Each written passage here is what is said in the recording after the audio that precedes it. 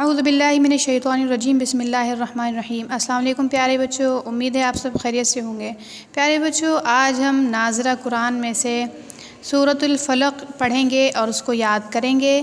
بچوں، یہ سورۃ الفلق آپ کسی بھی کتاب سے یا قرآن پاک سے یاد کر سکتے ہیں، کیونکہ یہ سورت آپ کی کتاب میں موجود نہیں ہے۔ بسم اللہ الرحمن الرحیم۔ قل اعوذ برب الفلق من شر ما خلق۔ بچوں، یہ دو آیات آپ کو یاد کرنی ہیں، ان کو بار بار پڑھیں گے اور بار بار یاد کریں گے۔ ایک دفعہ پھر ہم پڑھ لیتے ہیں۔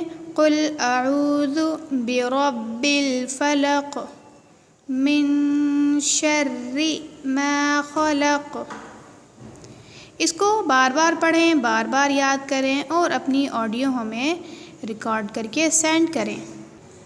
ملتے ہیں اگلی ویڈیو میں، اپنا خیال رکھیے گا۔ اللہ حافظ۔